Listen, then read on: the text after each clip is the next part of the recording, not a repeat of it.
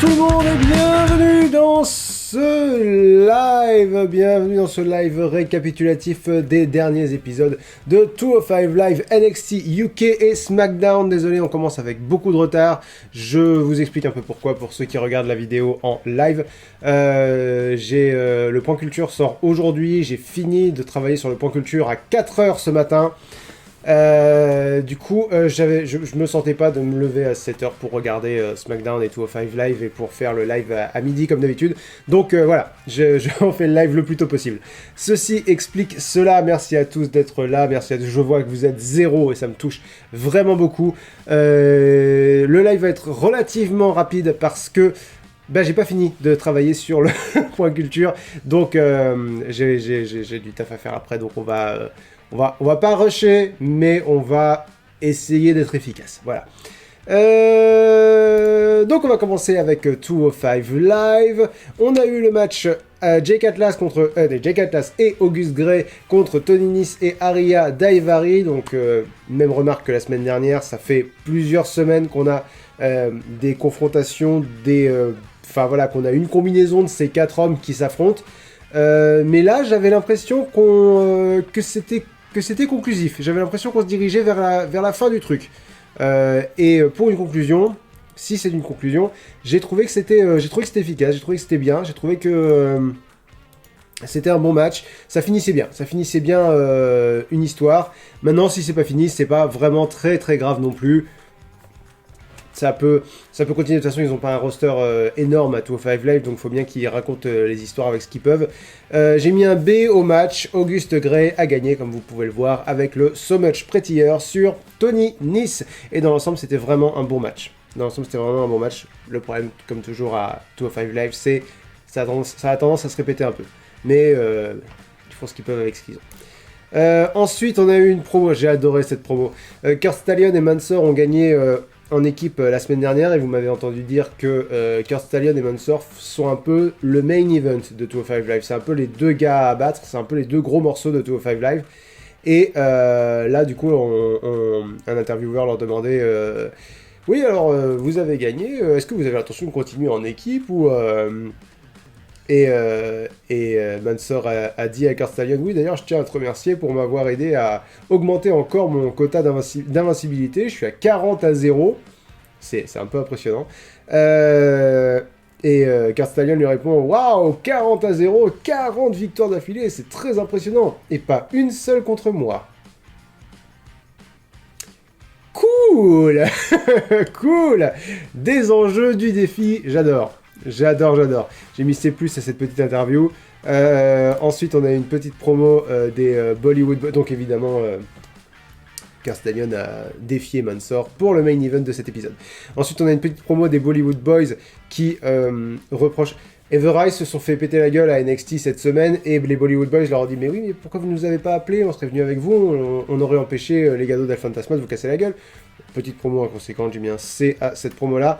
Et nous avons eu le main event, Mansoor contre Kurt Stallion. Et je me suis fait la réflexion, on a 4 séries d'invincibilité en ce moment à la WWE. On a Mansoor à 205 Live et à NXT. On a MSK à NXT. Et on a Aoife Valkyrie, on va reparler d'Aoife Valkyrie, et Rampage Brown à NXT UK. Il y a 4 entités, donc 2 catcheurs, une catcheuse et une équipe, qui sont un peu présentés comme les stars de demain, et j'aime beaucoup ça. J'aime beaucoup cette mentalité-là.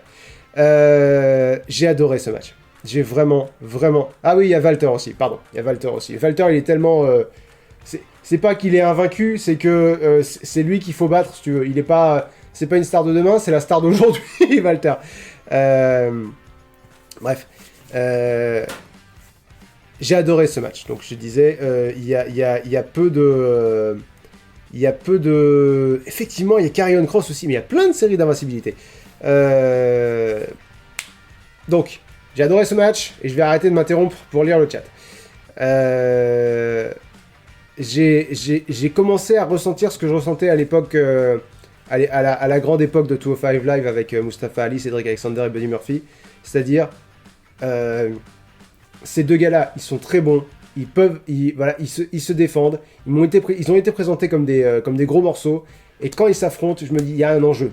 Alors Mansoor, l'enjeu, il est palpable, il a une série d'invincibilité. Kurt Stallion, il a été présenté comme le meilleur de cette division-là. Il a affronté Santos Escobar pour le titre, il a perdu, il a besoin de se relever. Il y a une vraie intensité. En plus, le match a été génial, il y avait très bon rythme dans le match. Excellente action, et évidemment, non, c'était pas évident, mais Mansoor a fini par gagner, et c'est ce qu'il fallait, c'est ce qui devait se passer. Donc voilà, Mansoor a fini par gagner, ce qui est vraiment, vraiment cool. Et après le match, la tension était toujours là. La tension était toujours palpable, c'est-à-dire que je sais plus lequel des deux a engueulé l'autre pour qu'il se retourne, parce que il se tournait le dos, enfin l'un des deux tournait le dos à l'autre, et l'un des deux engueule l'autre pour qu'il se retourne. Je sais plus exactement lequel, mais les deux avaient l'air vraiment très en colère. Je me suis dit, ils vont se casser la gueule, il va y avoir un heel turn. Et il n'y a pas de heel turn, il y a Mansoor qui tend la main, donc je crois que c'est Mansoor qui a gueulé sur Kurt Stallion pour qu'il se retourne. Mansoor qui tend la main vers Kurt Stallion qui s'approche de lui, genre il va lui casser la gueule, il lui prend la main, il le félicite. Ouais, bravo, t'as gagné. Et puis il part du ring, mais vraiment dans la colère du moment. Je lui dis, wow, beaucoup de tension. J'adore. Très bon épisode de 205 Live. J'ai pas souvent l'occasion de dire ça. Très bon épisode de 205 Live. Je vais regarder vite fait sur mon tableau et c'est un A- pour cet épisode-là. Bien, quand il y a que 2 matchs, c'est facile. mais voilà, excellente moyenne. Très bon show. Je suis sorti du show en me disant yes, c'est cool, j'aime beaucoup ce que j'ai vu. Et ça va être un thème un peu récurrent dans les épisodes d'aujourd'hui. Vous allez voir. Et nous allons passer à NXT UK. NXT UK qui est le show qui a donné son titre au live. Et vous allez voir de quoi je veux parler. Mais si vous suivez mes lives de façon régulière, vous savez déjà de quoi je veux parler. Alors, NXT UK, j'ai pas mis d'image parce que c'était juste une vidéo qui nous présentait le match qu'il y aura dans le main event, donc Meiko Satomura contre Kay Ray. Mais globalement, il commence avec une vidéo qui nous explique pourquoi Satomura est génial, pourquoi c'est une légende. Il y a des interviews de Sasha Banks, de Bayley, de Rhea Ripley, de Mercedes Martinez, tout le monde nous dit Bayley, j'ai adoré son commentaire, elle a dit Meiko Satomura, elle m'intimide alors que je l'ai jamais affronté. Et ouais. Ils ont vraiment bien construit l'aura autour de Meiko Satomura. Et on va parler de Meiko Satomura contre Kay Ray plus tard, quand ça sera le temps. Parce qu'on a commencé avec un match Ilya Dragunov contre Sam Gradwell. Vous savez, des fois je dis tel catcheur s'en prend au genou, ou tel catcheur s'en prend au coude de son adversaire, ou tel catcheur s'en prend à la nuque de son adversaire, dépendant là où c'est stratégiquement intéressant. Dragunov s'en est pris au visage de Gradwell, ce qui a un sens. Sam Gradwell a une grande gueule, donc si tu lui mets des coups de coude dans la face, bah, il va fermer sa face. Et c'est comme ça que ça se passe. Ils ont été relativement subtils parce que Gradwell a essayé de... Gradwell, ça le fait beaucoup marrer que Ilya Dragunov pète un câble maintenant qu'il a un espèce de syndrome post-traumatique après son match contre Walter. Et donc Gradwell essaye de provoquer Ilya Dragunov, notamment en lui disant en perdant son calme comme ça, il déçoit toute sa famille. Ilya lui met un énorme coup de boule qui ouvre le front d'Ilya Dragunov. Mais après, parce que Dragunov, ça l'angoisse énormément de savoir qu'il peut perdre son calme à n'importe quel moment. Donc il essaie de se ressaisir, il essaie de se rassembler, il essaie de... Faut pas que je m'énerve. Et il a fait pratiquement tout le match en mode, et pas en mode berserk, mais en mode je vais lui casser la gueule très très fort, qui est une nuance très subtile, mais c'est pas la même chose. Tout est une question de contrôle, quoi. Quand Dragunov est en mode je vais te péter la gueule, il est dans le contrôle, mais il garde pas toujours le contrôle. Notamment à un moment donné, où donc évidemment, Ilya Dragunov a essayé de faire le torpedo Moscow, il court et il se jette la tête la première sur son adversaire. Gradwell a esquivé, Dragunov s'est écrasé la tête la première dans le coin du ring, et Gradwell lui a fait un chop dans le dos. Ah là là là là! Ah là là l'erreur! Parce que c'est ça qui trigger finalement Ilya Dragunov. Ça, attendez, bougez pas. Voilà. Il a fait la connerie, il a fait la pétouille, il a énervé Dragunov, très très fort, et qu'est-ce qui s'est passé? Bah il s'est pris des coups de coude dans la gueule jusqu'à ce qu'il soit inconscient. Et Dragunov a encore gagné le match par décision de l'arbitre. Après le match, des arbitres essayent de séparer Dragunov de Sam Gradwell parce qu'il continue de taper dessus. Et Dragunov s'en prend à un arbitre. Ça doit être très intimidant dans la position de l'arbitre. Ils ont vraiment bien vendu le côté, le danger de la folie d'Ilya Dragunov, quoi. Le danger de... Personne n'est à l'abri, quoi. Quand Dragunov pète un câble, personne n'est à l'abri. J'adore cette histoire, j'adore tous les personnages, j'adore Ilya Dragunov, j'adore la façon dont il joue, j'adore la façon dont il catch. Tout est vraiment excellent. J'ai mis un B+ à ce match-là. Et j'ai hâte de voir où ça va. Parce que je vois pas comment Dragunov va s'en sortir de ça. C'est-à-dire que quand il se prend un chop dans le dos, ça le renvoie au match contre Walter. Il dit il faut que je me défende, faut que je frappe, faut que je... Il devient cinglé, quoi. Et j'ai hâte de voir comment ils vont résoudre ça. Pour moi, ça va pas être un autre match contre Walter. Je sais pas, mais j'ai hâte de voir. Ensuite, on a une autre vidéo sur le catcheur anonyme qu'on a découvert la semaine dernière, sauf erreur de ma part. Il parle du fait que sa famille est ce qui est le plus important pour lui, et que dans la vie, ce n'est pas une question d'être riche ou d'être pauvre, ni d'où tu viens, mais ce que tu es prêt à faire pour que les gens te respectent et te craignent. Et il se présente comme étant Théoman. Et il arrive la semaine prochaine. C'était cool. Ensuite, on a un petit segment mignon où Xia Brookside prend le thé avec Alia James. Alia James lui demande si elle reveut du thé.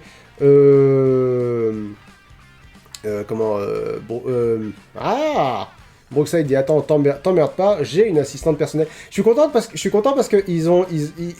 pensais qu'on n'allait pas les voir souvent. Je pensais qu'on n'allait pas voir beaucoup de vignettes avec Nina Samuels dans le rôle de l'assistante personnelle de Xia Brookside, étant donné que c'est un show qui dure que 1 heure, donc ils sont obligés de sacrifier des storylines. Et je me suis dit on va avoir peut-être une vignette parce que Samuels est l'assistante de Brookside pendant 1 mois, donc je me suis dit on va avoir une vignette une semaine et puis ça sera tout ce qu'on aura. Mais non, ils ont l'air de vouloir jouer le jeu pendant un petit moment. Donc évidemment, Brookside demande à Nina Samuels de lui faire du thé. Samuels sale, donc elle fait 2 thés, elle sale le thé qu'elle a l'intention de donner à Xia Brookside. Mais au dernier moment, Alia James s'en va et Brookside prend la tasse qui était destinée à Alia James. Oh, c'est mignon. Voilà, j'ai mis C+ à ce petit segment-là. C'est rigolo, puis ça change, c'est frais. Moi j'aime bien. Et on n'est pas reparti pour une session de Supernova 11. J'adore le charisme de Noam Dar. Je trouve il fait très bien le petit con, le sale petit con. Et j'adore l'intro de son show. J'aime tout ce qui concerne Supernova 11 Sessions. J'adore.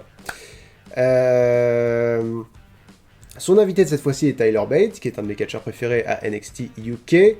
Tyler Bate explique à Noam Dar ce que c'est que le zen, parce qu'il essaye d'être zen, Tyler Bate. Essaye d'être... Je sais plus comment il a expliqué ça, mais voilà, il lui explique très bien ce que c'est que le zen. Mais évidemment, Noam Dar, petit con qu'il est, entend... Donc ça veut dire que si je te provoque, tu vas pas t'énerver. Ensuite, il lui fait des blagues sur son âge. Il lui dit t'as combien? T'as 14 ans? Et Tyler Bate dit j'ai 24 ans. Ou 23, je sais plus, bref. Il le corrige sur son age. Il essaye de l'énerver concernant le fait qu'il soit vegan. Il lui dit ah d'ailleurs attends, bouge pas, je t'ai apporté une collation. Il lui sort une branche de brocoli qu'il lui donne et il dit ah attends, ce ne serait pas un repas complet sans son accompagnement. Il prend des feuilles de salade et il lui fait tomber les feuilles de salade dessus. Tyler Bate, ça le fait rigoler.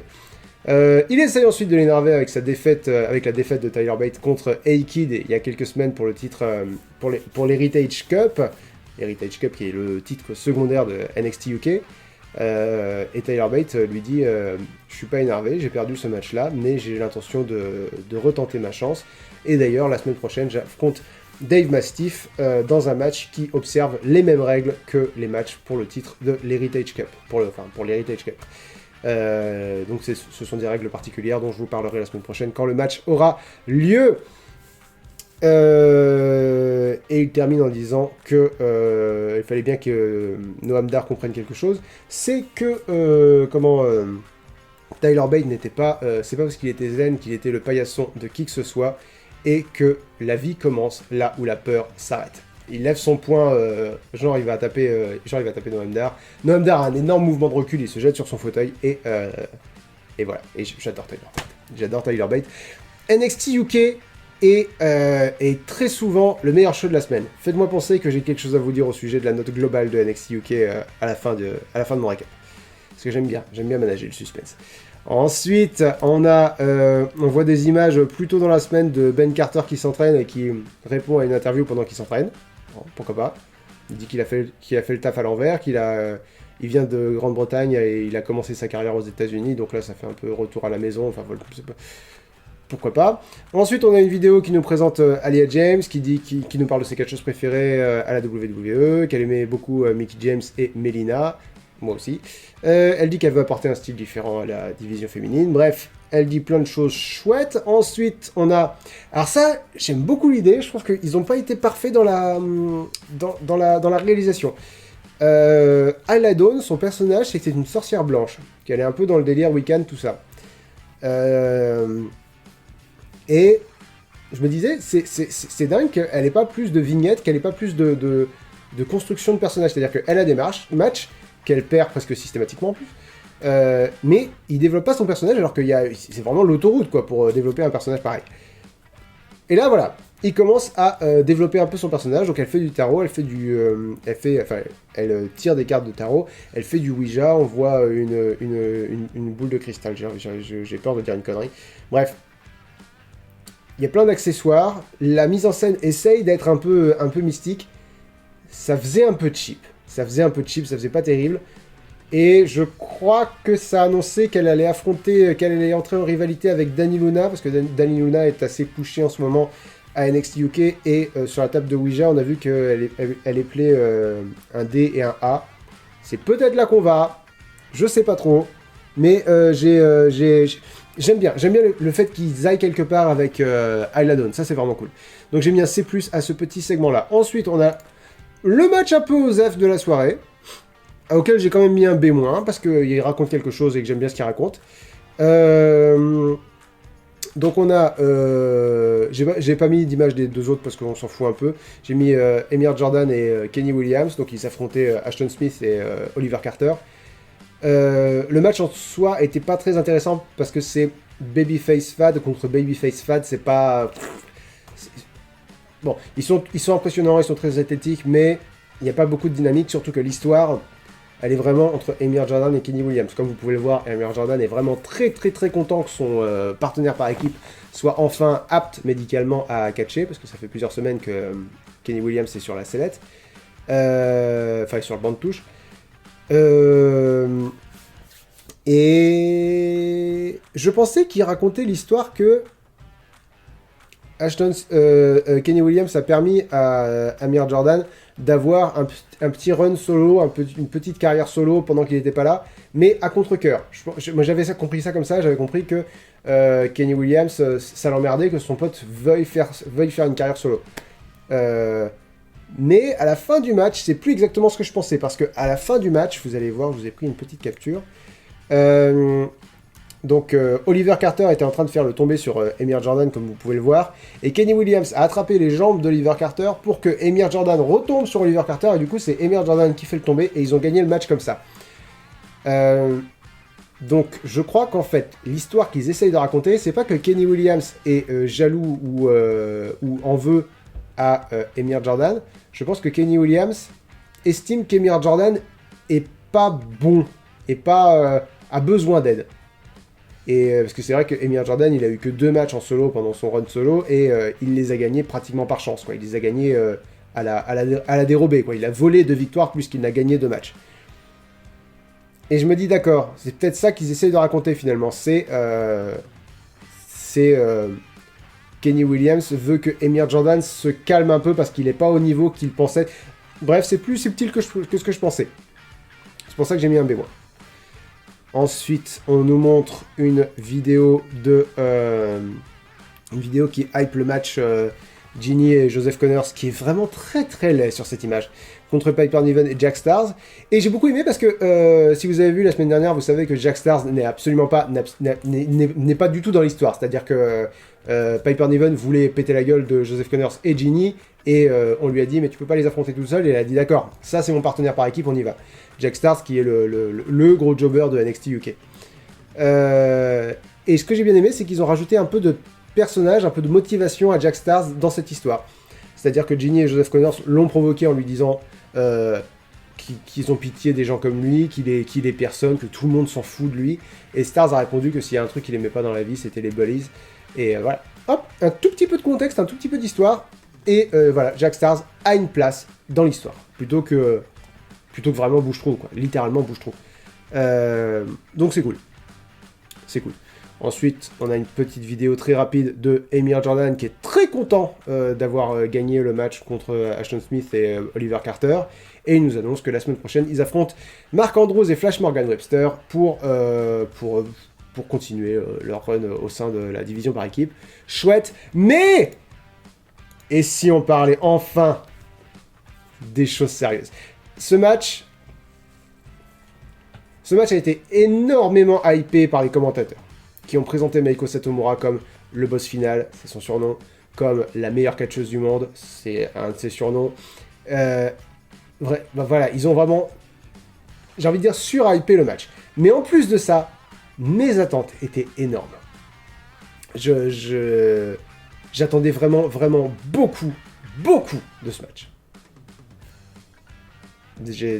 Toutes mes attentes ont été comblées. Toutes. Satomura est incroyable. Alors attendez, je vais regarder les photos que j'ai parce que je veux vous parler de plusieurs trucs, mais je vais essayer de vous en parler dans l'ordre. Il y a un truc que j'ai beaucoup aimé, c'est lors du dernier match de championnat, je sais plus contre qui c'était, je crois que c'était Kylie Ray contre Ginny ou Kylie Ray contre Piper Niven. Ils ont fait 50 cuts pour montrer les écrans qui remplacent le public dans l'arène, pour nous montrer qu'il y avait des catcheuses de la division féminine de NXT UK qui regardaient le match. Là, ils en ont fait deux. Ils ont fait un cut où on voit plusieurs écrans de catcheuses qui regardent le match, toute la division féminine qui regarde le match. Ça donne vraiment cette sensation de tout le monde est focalisé sur ce match, mais il y a un truc très subtil, non, c'était pas du subtil du tout, mais un truc très chouette qu'ils ont mis en place, c'est que Aoife Valkyrie, qui est encore invaincue à NXT UK, regarde le match, mais pas sur un écran. Elle est là, en direct. En plus, elle fait sa pose, on dirait un corbeau, enfin, on dirait un... C'est une pose un peu animale. Je dis on dirait un corbeau parce qu'elle a des plumes sur les épaules, on dirait... Enfin, j'adore le personnage de Aoife Valkyrie. En plus, elle est dans cette espèce de lumière bleutée où elle est une apparition à moitié irréelle.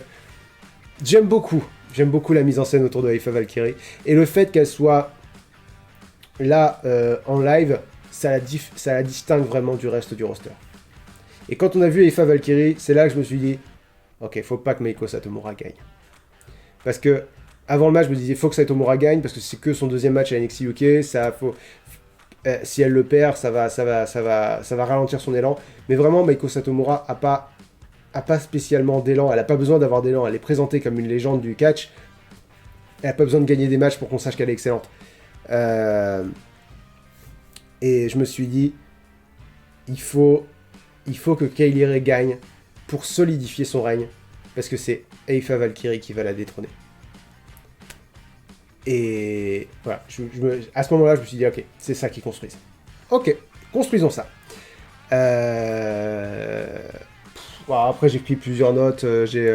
Kylie Ray a essayé de faire un Gory Bomb sur les abords du ring, mais Meiko Satomura l'a contré avec un Death Valley Driver. Donc là, vous voyez, Meiko Satomura s'apprête à se jeter sur la gauche. Voilà, c'est ça un Death Valley Driver. Et si on parlait des DDT, parce que quand vous m'avez demandé quelles étaient mes prises de finition préférées, j'ai abordé la question des DDT. Parce que les DDT sont devenus une prise de transition aujourd'hui, la prise a été inventée par Jake the Snake Roberts, par accident d'ailleurs, c'est rigolo. C'est devenu une prise de transition, mais beaucoup de catcheurs l'utilisent encore en prise de finition, mais en y apportant un twist. C'est-à-dire que Jon Moxley, le Paradigm Shift, c'est un DDT. Finn Balor, il fait le 1916 DDT. Gargano, il fait le One Final Beat DDT. Ciampa, il fait le Widow's Bell, qui est un DDT à travers les cordes. Bref, beaucoup de catcheurs utilisent encore le DDT comme prise de finition. Et c'est aussi une prise signature pour plein de catcheurs, pour Drew McIntyre, avec le Future Shock DDT. Randy Orton fait un DDT aussi en s'aidant des cordes. Trent Seven fait un DDT où il fait semblant qu'il va te taper, du coup tu baisses la tête et pam. Bref, voilà, le DDT est encore très souvent utilisé, mais les DDT tout simples, c'est relativement rare. Mais quand Meiko Satomura fait un DDT tout simple, je sais pas pourquoi, tu sens l'impact. Tu sens le côté, je vais à présent prendre ta tête pour la planter dans le sol. Ça, il y a 3 prises qu'elle a fait où je me suis dit, c'est dingue, comme c'est une des premières fois où je me dis, pouah, ça a dû faire mal. Il y a le DDT, il y a le Death Valley Driver, je crois, et le back suplex. Un simple back suplex tout con, je me suis dit, waouh, c'est pour ça que ça fait mal, c'est pour ça que c'est efficace, c'est pour ça que cette prise-là est utilisée. Merci beaucoup à Phil6 pour tes bits. Bref. C'est un vrai plaisir. C'est un vrai plaisir de voir Meiko Satomura catcher. Satomura s'est sorti du premier Gory Bomb de Kaylee Ray. J'étais tellement dedans. Vous savez, ça fait partie de ces matchs où tu réagis physiquement quand celle que tu veux voir gagner est sur le point de gagner. Il y a eu une séquence qui était dingue. Alors là, Kaylee Ray s'apprête à faire un Swanton Bomb sur Satomura. Swanton Bomb, Kaylee Ray fait globalement un saut périlleux pour atterrir le haut du dos sur Meiko Satomura. Satomura a roulé au dernier moment. Et c'était pas... Elle avait vraiment très peu de temps pour réagir parce que Kaylee Ray a fait un Swanton Bomb. D'habitude, il saute relativement en hauteur, histoire de... Oui, comme ça. Pas Kaylee Ray, elle fait oui. Non, elle fait pas oui, elle fait je me transforme en Louis de Funès, putain, bordel de merde. Bref, Kaylee Ray saute, mais vraiment la nuque la première sur Satomura, qui esquive au dernier moment. Satomura est sur le point d'enchaîner avec son Scorpion Rise. Son Scorpion Rise, c'est... Elle court, elle prend appui sur la cuisse de son adversaire et elle descend l'autre jambe. Je suis pas assez souple, arrête de faire ça. Elle descend son autre jambe sur la tête de son adversaire. Kaylee Ray attrape la jambe et réussit à transformer ça en Gory Bomb, sa prise de finition. Est-ce que j'ai une image pour le... Oui, j'ai une image. Hop là. Elle réussit à transitionner donc du Scorpion Rising au Gory Bomb comme ça. Et Meiko Satomura contre ça avec un Destroyer. Je vous explique ce que c'est qu'un Destroyer pour ceux qui suivent pas. Meiko Satomura, donc là Meiko Satomura telle que vous la voyez, elle va passer sa tête entre les jambes de Kaylee Ray et Kaylee Ray va se jeter en arrière. Boum, pour faire le tomber. J'y ai tellement cru. Là à ce moment-là j'y ai tellement cru. Ce match était incroyable. Et Kaylee Ray a placé un deuxième Gory Bomb pour remporter le match. Et après le match, elles se sont... Est-ce que j'ai eu la larme? Je crois que j'ai eu la larme à l'œil quand elle a fait ça. Kaylee Ray a récupéré son titre et elle a lâché son titre pour aller saluer Meiko Satomura. Ça fait 2 fois que je vous dis... c'est tellement intense quand tu dis que voilà, quand les gens disent le catch c'est faux, regardez Bobby Lashley devenir champion de la WWE, regardez ça. Regardez Kaylee Ray qui remercie Meiko Satomura pour lui avoir donné un des meilleurs matchs de sa vie. C'est tellement fort, c'est tellement fort, mais, et là encore, j'insiste dessus, il remonte à la fin Aoife Valkyrie en train de regarder le match. C'est-à-dire que les 2 femmes ont été excellentes. Meiko Satomura et Kaylee Ray ont toutes les 2 été excellentes. Mais le match a construit Aoife Valkyrie.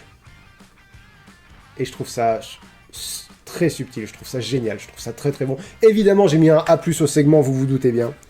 Mais, et c'est là que je voulais en venir, on va repasser au tableau. Je vais vous montrer un truc. Cet épisode a cassé mon échelle. C'est le meilleur épisode hebdomadaire de l'année pour l'instant. Concernant NXT UK, MysteryMan59 me dit bonjour Links, comment vas-tu? Ça va très bien, merci. Un peu stressé parce que le Point Culture sort tout à l'heure et je suis déjà je suis jamais serein quand une vidéo sort, mais là en plus je suis à la bourre donc voilà. Triple H a parlé d'Amal en disant wow, Triple H a parlé d'Amal en disant qu'il la voyait comme le futur de la division féminine d'NXT UK. Qu'en penses-tu? Parce que c'est de la grosse démagogie. En connaissant le booking qu'elle a actuellement, qui ne le montre pas malheureusement, qu'en penses-tu? Très très bonne journée à toi et à tout le monde à la maison. Smiley qui est très fier de porter un bavoir. Alors j'aime bien Amal, pas fan de son personnage, mais il y a quelque chose de l'ordre du... C'est pas du chauvinisme, c'est vraiment de l'identification. C'est-à-dire que voir quelqu'un qui parle français sur un ring, tu te dis ouais, t'es mon champion parce que tu t'identifies aux personnes qui sont comme toi, quoi. Et du coup, Amal parle en français, on s'identifie plus facilement. Je suis pas fan de son personnage. J'aime bien son catch d'une façon générale. Maintenant, le futur de la division féminine de NXT UK, ça me semble être de la grosse langue de bois. Je pense que... Est-ce qu'il répondait à quelqu'un à un Français? Parce que ça ressemble à de la langue de bois. C'est-à-dire que Amal me donne pas l'impression d'être mieux placé qu'une Ayla Dawn ou qu'une Dani Luna dans le roster féminin de NXT UK. Maintenant, si il le pense authentiquement, c'est vraiment cool pour elle. C'est vraiment très très cool pour elle. Et c'est possible parce que Amal est une ancienne championne de VXV, donc c'est tout à fait possible. OngeDP me dit bonjour Lynx, dans une interview Triple H a dit que Amal est le futur de la division. Non, il a dit ça? Alors pourquoi on la voit pas gagner des matchs? Parce que je pense que Triple H est un gros menteur. Parce que je pense que c'est tous des... Ils disent tous plus ou moins ce que... Faut pas croire ce que disent les promoteurs de catch. Je veux dire, leur métier c'est de nous mentir, donc... Non, je pense pas... J'espère que Amal est le futur de la division féminine de NXT UK. C'est pas l'impression qu'il donne en tout cas. Et Noctisac me dit bonjour Link, j'espère que tu vas bien. Message en 2 parties. Première fois que j'ai regardé NXT UK grâce à tout ton travail, félicitations au message. Et j'ai bien kiffé le main event. J'étais pour les deux, impossible de choisir un camp. C'était super, Smiley extatique. C'est un épisode exceptionnellement bon de NXT UK. Maintenant, ils sont souvent bons de toute façon. Le match Tyler Bate contre Dave Mastiff la semaine prochaine va être excellent. Mais voilà, cet épisode-là était exceptionnellement bon. Et concernant SmackDown, enfin un retour à la normale avec un kick de Regina. Oh, on parlera de SmackDown tout à l'heure, hein? Je garde ton message, attends, bouge pas. Je vais, hop là, déplacer ton message à SmackDown. On commencera avec ton message, si tu le veux. Ouf. Voilà. Fantastique. Et voilà! Merci à tous pour votre implication. Et nous allons parler de SmackDown. SmackDown. Sauvez-moi! Alors, allons-y. SmackDown s'est ouvert avec... ça change! Michael Cole qui invite Daniel Bryan sur le ring. Pas une promo de Roman Reigns. C'est différent. Chouette! Excusez-moi, je vais mettre mes images pour être sûr de passer... changer les images au bon moment parce que j'ai un peu fait les images à l'arrache. Voilà. Pas le choix, je suis un peu overbooké aujourd'hui. Alors, il nous rappelle que ce soir, Michael Cole nous rappelle que ce soir, Daniel Bryan affronte Jey Uso dans un match en... Jey Uso, non, c'est pas un alcool grec, Jey Uso, dans un match en cage, et que s'il gagne, il affronte Roman Reigns à Fastlane pour le titre universel. Non, pas Adam Cole, Michael Cole, le papa d'Adam Cole, c'est une blague. Michael Cole rappelle encore une fois que ce qui était prévu à la base, à Fastlane, c'est un match en équipe, Edge et Daniel Bryan contre Roman Reigns et Jey Uso. Daniel Bryan dit que personne ne lui a demandé s'il voulait avoir ce match par équipe. Il dit que tout le monde veut voir ce match par équipe sauf lui parce que il dit qu'après ce qui s'est passé à Elimination Chamber, globalement Roman Reigns lui a un peu volé la victoire. Il n'avait jamais eu une telle sensation d'échec. Il nous raconte comment ils avaient des entretiens de personnalité à la WWE et que l'examinatrice s'étonnait du fait qu'il ait autant de succès alors qu'il avait un score d'ambition incroyablement bas. Et il dit que c'est parce qu'il aime ce qu'il fait, et que quand on aime son métier, on ne travaille jamais vraiment, et qu'il n'a pas la sensation d'avoir travaillé un seul jour pendant ces 21 dernières années. Il dit que l'année qui vient de s'écouler, il a mis en avant d'autres talents, et qu'à Elimination Chamber, il s'est déçu lui-même. Il dit que lui devrait être dans le main event de WrestleMania parce qu'il a cumulé plus de matchs en 3 semaines que Edge et Roman Reigns en 3 mois. je le trouve dur parce que j'aime bien que ce genre de questions soit abordé, c'est les faits, quoi, les données factuelles. Le truc, c'est que Edge, il a plus beaucoup de... Il a plus beaucoup de bump sur sa carte de fidélité à bump, quoi, si tu veux. C'est-à-dire que il va pas pouvoir avoir... il peut pas avoir un match par semaine, Edge. Donc c'est pas très juste. Bref, il devrait être dans le main event de WrestleMania parce que lui, il aime ce qu'il fait et que battre Reigns à Fastlane pour devenir le champion universel, et ça est peut-être son seul chemin vers WrestleMania. Il est interrompu évidemment par Roman Reigns, Paul Heyman et Jey Uso. Roman Reigns dit qu'il ne reconnaît pas Daniel Bryan. Il est ambitieux maintenant? Non, lui c'est le petit gars qui attend sa chance. Et parfois elle arrive. Reigns, lui, est ambitieux. Reigns dit à Bryan, toi t'aimes pas le catch, t'en as besoin. Moi j'aime le catch, parce que c'est le catch qui a besoin de moi. Quelle tête de con, j'adore Roman Reigns. Ah, j'adore Roman Reigns dans ce rôle-là, il est parfait. Et il dit que voilà, que le catch a besoin de lui, que tout le monde a besoin de lui, que le caméraman là, il a besoin de lui, que moi j'ai besoin de lui. Forcément, je suis en train de vous raconter SmackDown, sans Roman Reigns, il n'y aura pas de SmackDown. Il est super arrogant, j'adore. Et donc, évidemment, que Daniel Bryan a également besoin de lui. Bryan s'apprêtait à répondre. Jey Uso lui arrache le micro des mains et lui dit qu'il devrait même pas penser au titre universel parce que pour avoir le match à Fastlane, il faut qu'il le batte dans un match en cage ce soir et que de toute façon, il ne le battra pas. Il essaye d'attaquer Daniel Bryan par surprise, mais Bryan le jette hors du ring. Chouette. Très bonne promo pour commencer l'épisode. Un peu long, et puis Daniel Bryan était un peu bafouilleux dans cette promo, mais le contenu était très bon. Je lui ai mis un B, et j'ai écrit, je pense qu'on se dirige vers un match triple menace à WrestleMania. Parce que je pense que Edge va essayer d'interférer dans le match de Roman Reigns et de Daniel Bryan. Je vois vraiment le truc comme une rivalité à 3 avec Roman Reigns, Daniel Bryan et Edge.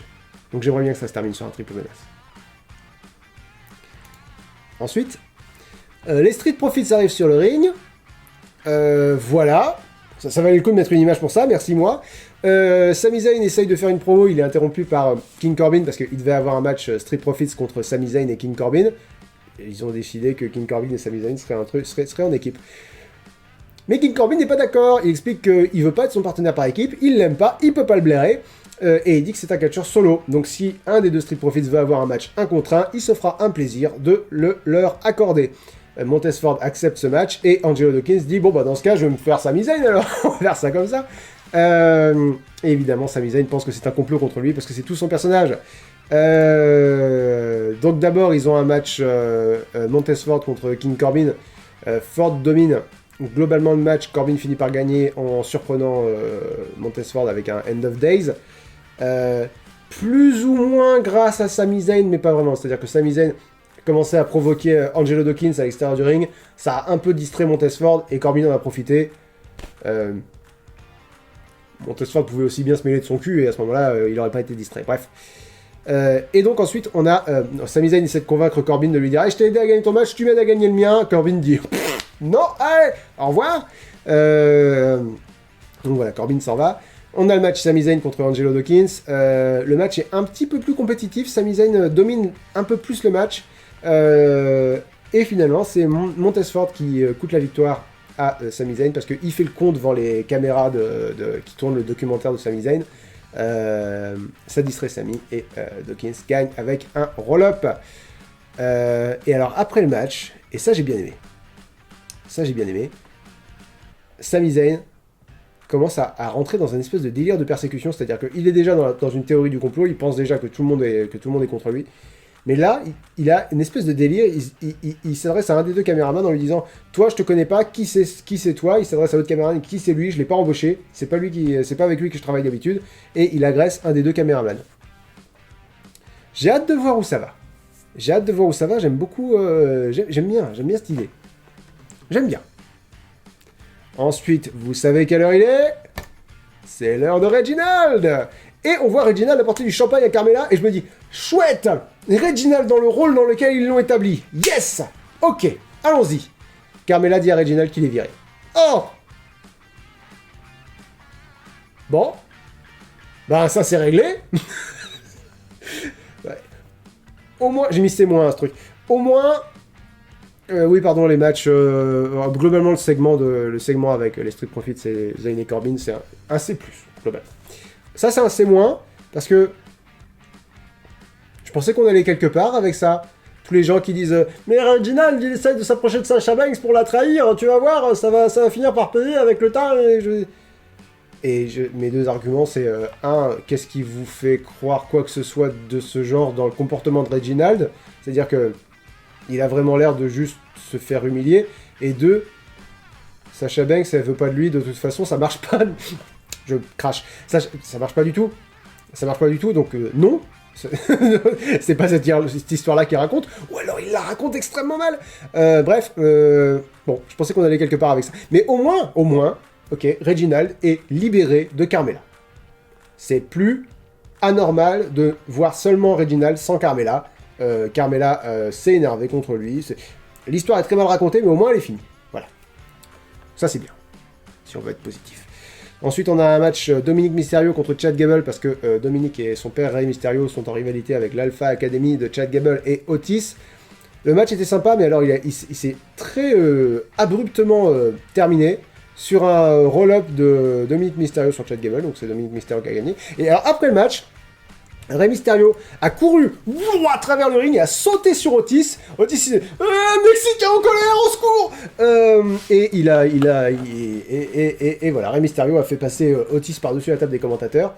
Et alors, je sais pas si c'était voulu, parce que ça faisait calculer. Rey Mysterio a mis un coup de boule à une caméra. Et c'est probablement un accident, c'est-à-dire qu'il a essayé de partir et la caméra était dans le chemin. J'ai trouvé qu'il a vraiment mis... Il aurait voulu faire exprès, il s'y serait pas pris autrement. C'est peut-être moi qui essaye de voir des choses parce que je vois pas grand-chose d'autre. Je sais pas. je ne sais pas. Surtout qu'il a failli mettre un coup de boule à un autre caméraman plus loin. Qu'est-ce qui se passerait, Mysterio? T'arrêtes de me filmer! T'arrêtes de me filmer! Pardon, ma poupou, j'ai fait peur à la poupou. Bref. Je ne sais pas. Ensuite, on a une interview de Seth Rollins par Kayla Braxton. Espérons tous ensemble que Seth Rollins ne finisse pas par se parler à lui-même. Référence à ce qui s'est passé à Raw cette semaine.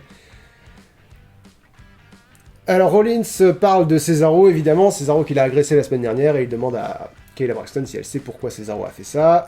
Et il va lui dire, t'inquiète pas, je te réponds, je sais pourquoi Cesaro a fait ça. Cesaro a fait ça parce qu'il a peur. Il a peur de moi, il a peur de la vision. Et Murphy est là. Si vous êtes relativement nouveau dans dans ces lives, Rollins et Murphy étaient en équipe pendant la bonne première moitié de 2020. Murphy a trahi Rollins enfin, Murphy a trahi Rollins. Murphy s'est rendu compte que Rollins était cinglé. Et a quitté a quitté la faction, on va dire ça comme ça, de Seth Rollins pour aller avec les Mysterio, parce qu'il s'était amouraché de la fille de Rey Mysterio. C'était vraiment les dernières nouvelles qu'on avait. Et depuis, on n'a vraiment pas vu Murphy. C'est pas une façon de parler, on ne l'a pas vu. Il n'était pas à la télé, on savait pas ce qu'il devenait. Alors, on l'a vu une fois quand Rollins est revenu, il y a 2 semaines ou 3 semaines, parce que tout le roster était là, Murphy était là. Et là, voilà, il est là. Seth Rollins fait une interview et Murphy, il est là. Voilà. Et il propose de l'aide à Seth Rollins.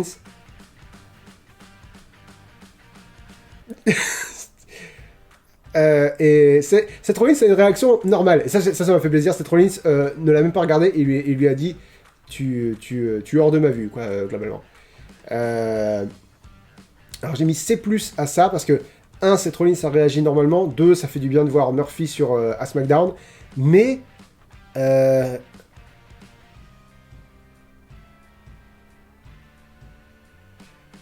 la cohérence.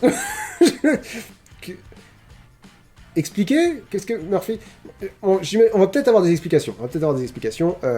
Et je les attends de pied ferme. Tu viens pour parler de Reginald avec moi, ma poupou? Ouais. Viens dire bonjour au chat. Alors... comment Shayna Baszler fait son entrée avec Nia Jax, qui est sa partenaire par équipe, avec laquelle elle est championne par équipe. On nous a annoncé que Nia Jax et Shayna Baszler vont encore défendre leur titre contre Bianca Belair et Sasha Banks à Fastlane. Je vais même pas m'énerver, je suis au-delà de ça. Ok. Au moins c'est pas Reginald. Avant le match, Sasha Banks arrive.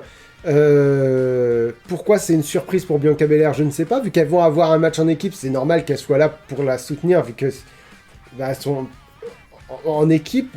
Certes, elles sont adversaires, mais vous racontez une histoire de merde, soyez cohérents au moins dans votre merde, je sais pas. Et alors, pendant que Sasha Banks fait son entrée, Reginald la suit, mais comme un stalker, c'est-à-dire que elle fait son entrée, Reginald est 2 mètres derrière elle et il marche. Et il la suit. Donc on va remplacer cette miniature par le vrai contexte du truc. Et Sasha Banks fait ah là là, c'est tellement chiant ces gens qui te suivent partout. Et je vais vous lire ce que j'ai écrit. Ça fait un peu mal au cœur de se rendre compte que quand elles étaient à NXT, j'avais tellement hâte de les voir s'affronter, Bianca Belair et Shayna Baszler, que là je m'en fous complètement parce que l'histoire c'est Reginald et Sasha Banks. L'histoire c'est Bianca Belair contre Sasha Banks évidemment. L'histoire c'est Jax et Baszler contre Kai et Gonzalez parce qu'elles ont volé la victoire à NXT cette semaine. Dans une moindre mesure, c'est Shayna Baszler et Nia Jax contre Naomi et Lana parce qu'elles ont gagné un match de championnat. Pourquoi elles n'ont pas encore leur match de championnat, nom de Dieu? Il n'y a aucun contexte entre Shayna Baszler et Bianca Belair. C'est d'une tristesse. Bref, pendant le match, est-ce que j'ai pris des images de ça? Non, j'ai pas pris d'image de ça, tant mieux. Pendant le match, Bianca Belair tombe à l'extérieur du ring, elle pousse Reginald, sans la moindre raison. Reginald, il était juste là. Elle est tombée par terre et Reginald était là, donc elle l'a poussé sur Nia Jax. Nia Jax a poussé Reginald. C'est vraiment ce dont j'ai envie de vous parler dans un match Shayna Baszler contre Bianca Belair. Nia Jax pousse Reginald. Reginald, il tombe, il heurte un peu Sasha Banks. Nia Jax va pour porter une corde à linge à Reginald qui l'esquive et du coup elle frappe Sasha Banks. Ça distrait Bianca Belair, mais pas suffisamment parce que Baszler essaye de porter la Kirafuda Clutch. Elle n'y arrive pas et Bianca Belair contre le Kirafuda Clutch avec son Kiss of Death pour remporter le match. Et le moment où j'ai vraiment été pas triste, parce que triste c'est un mot fort, mais j'ai vraiment été maussade, on va dire ça comme ça, c'est quand je me suis rendu compte que Bianca Belair venait de battre Shayna Baszler et j'en avais rien à foutre. C'est à NXT, la rivalité Shayna Baszler et Bianca Belair, c'était énorme. Bianca Belair avait été énormément protégée. Son personnage, c'est qu'elle était invincible. Shayna Baszler était la championne indétrônable. Leur rencontre allait être phénoménale et je crois que Bianca Belair a dû s'y prendre à 2 fois, sauf erreur de ma part, pour essayer de battre Shayna Baszler. Elle a eu 2 matchs de championnat contre Baszler, je crois. Je suis pas sûr, mais il me semble bien. Les 2 matchs, elle a tout donné, elle a tout laissé sur le ring et elle n'a pas réussi, mais à ça. Shayna Baszler s'en est sortie, mais à rien. Mais Shayna Baszler s'en est sortie parce que c'était la championne dominante. Voir Bianca Belair battre Shayna Baszler, ça aurait dû être un événement. Et là, c'est rien. J'ai mis un D à ce match-là parce que à la fin, j'étais juste... j'étais pas bien. Pourquoi j'en ai rien à foutre que Bianca Belair batte Shayna Baszler, ça devrait être... J'ai eu à peu près la même sensation quand les Street Profits ont battu les Viking Raiders. Je me suis dit, cette rivalité, c'était le feu à NXT. Les Street Profits, ils sont pas pris à 2 fois, ils sont pris à 3 à 4 fois. Ils ont jamais réussi à battre les Viking Raiders. Parce que les Viking Raiders étaient toujours plus forts. Toujours un niveau au-dessus. Et quand les Street Profits ont battu les Viking Raiders, c'était dans un épisode de Raw. C'était un bon match, mais c'était rien, quoi. Et... tu dis... la WWE me punit pour être investi, quoi. Pour m'être investi dans les histoires qu'il me raconte. Et ça me fait chier. Après le match, Bianca Belair dit que c'est la faute de Sasha Banks. La faute de quoi? Elle a gagné. Elle a gagné, donc la faute de quoi, on ne sait pas. Sasha Banks aide Reginald à se relever, parce que Reginald était par terre, parce que Reginald passe sa vie par terre. Non, c'était Carmella qui était par terre, pardon. Bref, Sasha Banks fait semblant de pardonner Reginald et lui met une énorme claque parce que c'est une grosse salope manipulatrice et voilà. Reginald pleure, Sasha Banks a l'air très fière d'elle-même. Je déteste tout le monde dans cette histoire, c'est génial. Ensuite, on voit Roman Reigns en coulisses avec Jey Uso qui lui rappelle les enjeux du match. Il lui rappelle qu'il faut que Jey Uso batte Daniel Bryan ce soir parce que sinon il va devoir défendre son titre à Fastlane et qu'il n'a pas envie. Et qu'en plus, s'il perd, non seulement il s'embarrasse, mais il embarrasse la famille. Je devrais faire pareil avec Jérémy des fois, tu sais. Genre, quand il a des trucs, je lui dis faut que ça marche parce que sinon tu embarrasses la famille. C'est un peu classe. Non, je suis pas Roman Reigns, hein, mais bon. Ouais, on va rendre rêver. Ensuite, on a un match Murphy contre Cesaro. Murphy sur le ring. Murphy dans un match, ils se sont rappelés qu'ils avaient un Murphy. C'est vraiment trop cool. Rollins vient regarder le match et il fait quelques commentaires. Et bon, c'est pratiquement un squash parce que... pas un squash, un squash. C'est pratiquement un squash parce que... Murphy a rien, quoi. Murphy, il est dans un ring, je suis content que Cesaro, il est couché en ce moment, donc il fallait que Cesaro gagne. Cesaro gagne de façon très décisive, avec son big swing et avec le sharpshooter. J'ai mis C+, au match, parce que le plus, c'est les commentaires de Seth Rollins, qui dit globalement que Cesaro cherche à l'humilier personnellement, et en plus, Seth Rollins ne cherche absolument pas à défendre Murphy. C'est-à-dire que Seth Rollins en veut énormément à Murphy, et il vend ça. Chouette, j'ai bien aimé. J'ai bien aimé cet aspect-là. Ensuite, Reginald part de l'arène. On voit Reginald sortir de l'arène avec son bagage. Il passe devant la loge de Sasha Banks et il cogne à la porte. J'ai connu des cas d'herpès moins insistants. Sasha Banks ouvre. Elle lui dit non et elle lui claque la porte à la gueule. Reginald a l'air complètement démoli. Pauvre Reginald. En partant, il croise Nia Jax et Shayna Baszler. Il me semble que j'ai une image de ça. C'est ça. Shayna Baszler est géniale. Shayna Baszler, elle l'arrête, elle lui dit tu sens ça, Nia? Ça sent la loose. elle joue très bien la bully, Shayna Baszler. Ensuite, Reginald essaye de s'esquiver et Shayna Baszler lui dit ouais, où tu vas là? Où tu vas? J'ai soif, moi. C'est le sommelier, donc ouais, j'ai soif. J'ai soif de me battre. Ah, ça sonne moins bien en français. I'm thirsty for a fight. Et en disant ça, elle lève un peu un sourcil. Elle joue super bien la bully, Shayna Baszler, elle est géniale. Pourquoi elle n'est pas déjà championne? Championne solo, je veux dire. Nia Jax interrompt Shayna Baszler en lui disant wow, Nia, Shayna, est-ce que tu ne vois pas ce que je vois? Il est plutôt mignon. Moi, j'ai une question qui me démange. J'ai une question. Pour moi, vraiment, il y a une interrogation qui manque dans cette histoire. Que pense Charlotte Flair de Reginald? C'est l'élément qui nous manque, parce que on sait ce que Bianca Belair pense de Reginald, on a Carmella et Reginald, on a Sasha Banks et Reginald, on a Nia Jax et Reginald, on a Shayna Baszler et Reginald. J'ai envie de dire, il manque Bayley aussi. On ne sait pas ce que Bayley pense de Reginald. Est-ce que Reginald est le père biologique du bébé de Becky Lynch? C'était le mauvais goût, ça, excusez-moi. J'en ai plein le cul. J'ai mis D+ à ce segment-là, parce que le plus, c'est parce que Shayna Baszler est génial. Je suis pas de mauvaise foi, parce que je suis vraiment salé, je suis vraiment saoulé. Mais... au moins, Reginald est libéré de Carmella. Donc là, Reginald est dans un nouveau rôle. Ok, bon, au moins on a ça. Reginald se fait bolosser par absolument tout le monde. Ok. Mais il se fait bolosser aussi par les... Il commence à y avoir des enjeux, il commence à pouvoir raconter une histoire. On peut aller quelque part. C'est bien. C'est bien. Oh, ils sont mignons sur le chat, ils posent des questions sur Asuka. C'est qui Asuka? Ensuite, Apollo Crews arrive sur le ring. J'ai dit la dernière fois qu'on était sur le fil du rasoir en ce qui concernait je vais pas dire le bon goût, en ce qui concernait le... Attention, attention à ce que vous faites. Apollo Crews a embrassé ses origines nigérianes nobles la semaine dernière, et ça c'est vraiment cool. Ça c'est vraiment extrêmement cool. Parce que c'est pas juste... je suis africain donc je suis méchant. Ce que la WWE aurait eu tendance à faire il y a encore quelques années. Bonjour Jinder Mahal. Il n'était pas africain, il était indien, mais du fait d'être indien, il était méchant. Et oh, l'Amérique, quel pays détestable. Là, Apollo Crews, son personnage, c'est pas je suis africain, l'Amérique, c'est de la merde. Son personnage, c'est je suis un vrai africain-américain.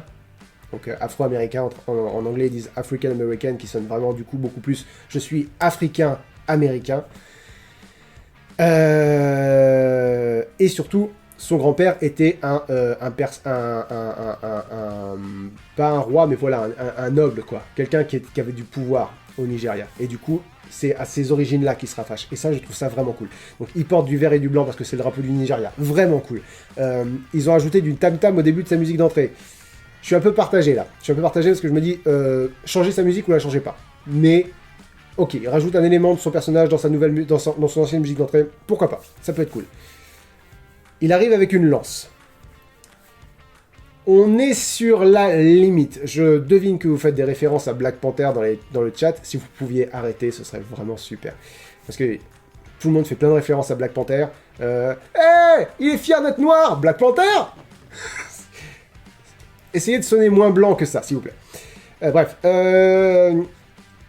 Donc il arrive avec une lance. Là pour moi on est sur la limite. Ok, la lance ça reste un symbole de combat, ça reste un symbole de voilà.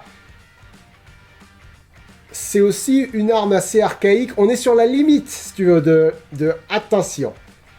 Les deux militaires, on a dépassé la limite du, on a dépassé la limite du bon goût, d'après moi. C'est-à-dire, mais maintenant, je suis blanc, donc ma sensibilité, elle vaut de la couille. Je vois plein de gens dire, je suis afro-américain, et voir Apollo Crews avoir un vrai personnage comme ça fait du bien. Et on abordera ça à la fin de ce segment-là. Mais on abordera ça à la fin. On fera un bilan à la fin. Juste ça, là, les deux militaires, ça fait vraiment... le bon brainstorming de blanc. Alors, qu'est-ce qui est africain? Les tam-tams, ouais. Les lances, ouais. Les dictatures militaires, ouais. Je sais pas. Maintenant, ça a pas l'air d'offenser grand monde. Alors, je vais pas faire mon social justice warrior. Juste, moi, j'ai été un peu... J'ai pas trouvé ça de très bon goût. Apollo Crews parle à 100% avec son accent nigérien maintenant. Ça, je trouve ça cool. Parce que voilà, il embrasse ses origines, donc il n'emprunte pas l'accent du pays qu'il a adopté, il emprunte son accent, l'accent de sa famille. Et crucialement, il fait une très bonne promo où il défie Biggie, où il parle de comment ça se passe dans sa famille, bref voilà, où il parle de respect, il parle de tout ça. Il fait une très très bonne promo, et c'est là que je voulais en venir, c'est que au-delà de l'aspect sensibilité du truc, le personnage d'Apollo Crews est plus intéressant et plus intense qu'il a jamais été. C'est un personnage qui fonctionne extrêmement bien. C'est un peu la différence entre Apollo Crews et Jinder Mahal aussi. C'est que Jinder Mahal, il fonctionnait pas, de toute façon. Apollo Crews fonctionne. Apollo Crews est un personnage intéressant. Apollo Crews est un personnage dans lequel on a envie de s'investir. Donc au-delà de toute considération voilà, politique, quoi, de représentation, moi je trouve que ça fonctionne en termes de catch, en termes de personnage de catch. Et je crois voir sur Reddit que ça fonctionne aussi en termes de représentation. Donc pour l'instant c'est banco, j'ai mis un B à ce segment. Voilà. On va en rester là. Ça fonctionne. Ça fonctionne et puis ça fonctionne et puis ça heurte pas les gens que ça pourrait heurter. Donc c'est banco. Tout fonctionne très bien. Parlant de trucs qui fonctionnent pas, Natalia et Tamina sont en coulisses, enfin sont dans le bureau de Adam Pearce et Sonya Deville et leur dit pourquoi est-ce qu'on n'a pas de match pour les titres par équipe? Pourquoi tout le monde veut ces titres par équipe maintenant? Bref. Pourquoi on n'a pas de match pour les titres par équipe alors qu'on est très dominante ces dernières semaines? Elle dit oui, bravo, vous avez battu Liv Morgan. Waouh. Bravo. J'ai regardé les stats depuis qu'elles sont en équipe. elles ont gagné un match et elles ont perdu 2 matchs contre la même équipe. Le feu. On leur dit non. On leur dit, bah, vous avez pas de match. Voilà. Ensuite, Kayla Braxton interroge Jey Uso, mais elle n'a pas le temps de l'interroger beaucoup, puisque Daniel Bryan l'interrompt en lui rentrant dans la gueule. Bon, cool. Ensuite, putain, ça c'était nul. Bayley fait un Ding Dong Hello Show, donc son talk show, mais en coulisses et toute seule. Donc globalement, elle passe à travers sa porte. Ça, j'aime bien le fait qu'elle tient absolument à passer à travers sa porte, parce que c'est toute la gimmick de son show. Donc elle passe à travers la porte, elle s'assoit dans son fauteuil en disant qu'elle va changer des talk shows habituels et elle va lire les gentils tweets à son propos, parce que de toute façon, tout le monde l'adore. Elle lit le premier, elle lit le deuxième, et je me suis dit, oh non, ils vont terminer sur un tweet de merde, et je vais vous poser la question que je pose à chaque fois, c'est... ils voient bien que c'est un truc de merde qu'ils ont changé au dernier moment, pourquoi est-ce qu'ils le lisent? Bah Bayley l'a pas lu, elle a juste chiffonné le truc, et elle a claqué sa porte en partant. Voilà. Maintenant je sais pourquoi ils le lisent, parce que s'ils le lisent pas, il n'y a rien. Elle lit un tweet gentil, elle lit un deuxième tweet gentil, elle commence le troisième tweet et elle fait... Et elle part. C'est moi. Bon. Et enfin, nous avons eu le main event. Daniel Bryan contre Jey Uso dans un match en cage. Et si Daniel Bryan gagne, il affronte Roman Reigns à Fastlane pour le titre universel. Alors Corey Graves, l'un des commentateurs, était dans le ring pour faire une petite introduction, pour nous rappeler les règles du match en cage, et pour mettre en valeur le danger du truc, et dire regardez, on a mis un caméraman en haut pour que vous voyez à quelle hauteur ça représente, machin truc. Ça m'a surtout fait me rendre compte à quel point les matchs en cage étaient devenus banals, étaient devenus... allez, une cage, allez, pourquoi pas. À un moment donné, il dit les catcheurs qui s'affrontent dans cette structure, ils laissent une part d'eux-mêmes. Moi, je suis là. Non. Non, pas vraiment. Bref, il y a des matchs en cage qui sont vraiment excellents, mais la plupart des matchs en cage, c'est des matchs avec un peu... tu peux aussi gagner en passant par la porte, si tu veux. Ce qui est une... C'est-à-dire qu'à AEW, ils ont fait un seul match en cage, et je m'en rappelle encore. Que à WWE... Voilà. Roman Reigns vient regarder le match, évidemment. Paul Heyman lui amène un fauteuil pour qu'il regarde le match tout confort. Bon, tout le match est construit autour de Daniel Bryan est très agressif, Daniel Bryan en veut, Daniel Bryan à la niaque, Daniel Bryan se retrouve son mordant. Il gagne le match en portant son yes lock à Jey Uso. Jey a réussi à atteindre les cordes, mais il n'y a pas de disqualification dans les matchs en cage. Donc parce que dans un match normal, quand tu portes une prise de soumission, si tu arrives à la corde, bah ton adversaire doit lâcher la prise de soumission.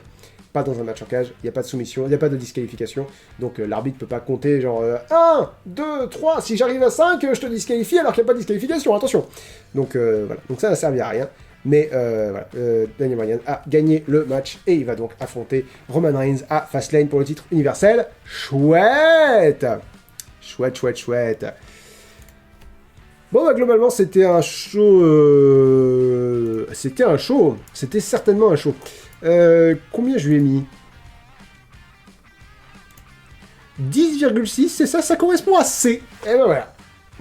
C'est exactement ça, c'est exactement le ressenti. Et donc on reprend le message de Nocti Psych. Concernant SmackDown, enfin un retour à la normale avec un kick de Reginald, mais tout le monde en sort diminué. Un kick de Reginald? Je comprends pas ce que tu veux dire par un kick de Reginald. J'ai entendu dire que Fastlane serait pas ouf, car 3 semaines avant Catchomanie, tu en penses quoi? Bonne journée et bon courage.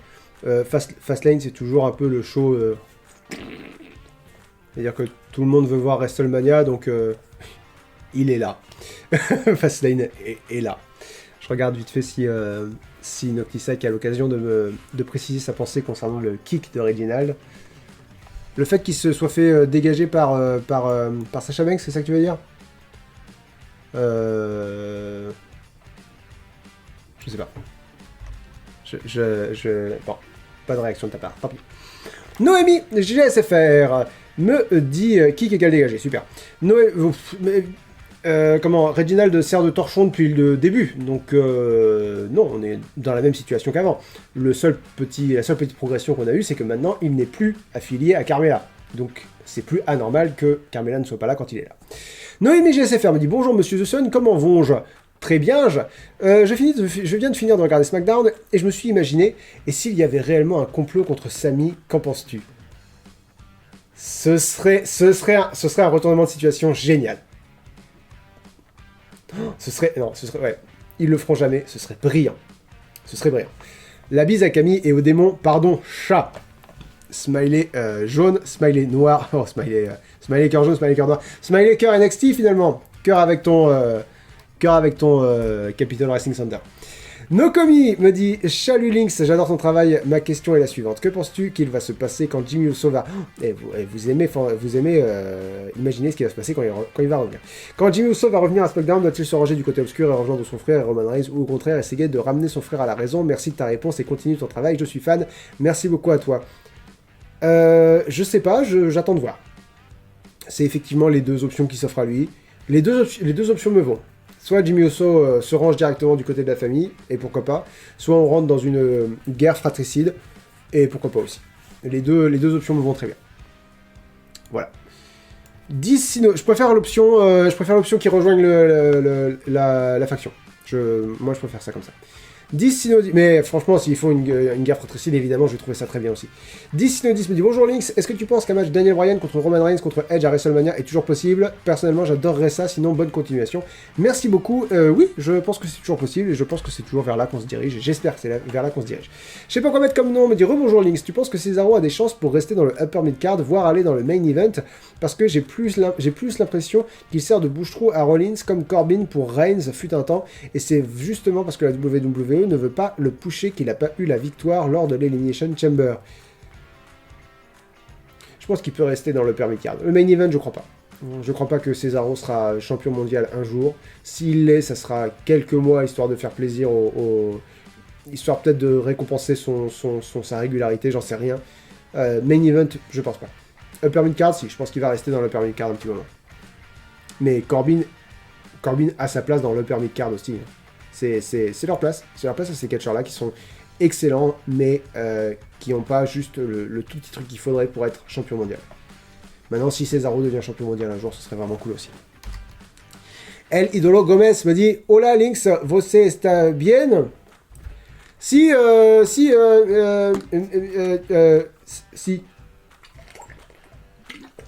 Bien que la storyline actuelle de Billie Kay... Oh, Billie Kay, je l'avais oublié! Et de se trouver une partenaire par équipe, est-ce que tu penses qu'elle a une potentielle place dans la division solo à l'avenir? C'est une femme, elle s'est catchée, donc oui. Bonne journée à toi. PS, hors sujet, relais, excuse-moi pour ma condescendance de ma dernière fois concernant les légendes de l'AEW, j'étais salé en écrivant, mais évidemment, gros respect pour White et Blanchard, ça va de soi. Les choses qui vont sans le dire vont mieux en les disant. Donc ouais, je pense que Billie Kay... tout le monde a une place. Tout le monde est suffisamment bon pour avoir une place à la WWE. Donc, voilà, ça répond à ta question. KJBJB14800 me dit « Salut Lynx, j'espère que ça va trop bien. » Non, ça va, on est sur un solide 5,5, peut-être 6. Quand j'ai vu la promo de Daniel Bryan, je me suis senti très investi pour un triple menace à WrestleMania 37, et même s'il a bafouillé, je l'ai trouvé très sincère et réaliste. Non mais ça c'est la force de Daniel Bryan, il fait très bien ses promos. Penses-tu que Bryan sera dans le match pour le titre, ou qu'une étape pour Roman Reigns? Dans les deux cas, je suis content. Je préférerais qu'il soit dans le match pour le titre, mais dans les deux cas, je suis content. Peut-être qu'il sera dans le match pour le titre pour que Roman Reigns fasse le tomber sur Daniel Bryan, ou pour que Roman Reigns... pour un heel turn de Edge. Edge vole la victoire. Ça peut être cool ça aussi, je sais pas. On verra. Oh, est-ce que Edge peut tourner heel en devenant champion à WrestleMania contre Roman Reigns? Ah écoute, on verra. J'adore tout ce qui se passe là, donc ça va. PS, Apollo est le nouveau coup d'état du catch, j'ai l'impression. C'est fun.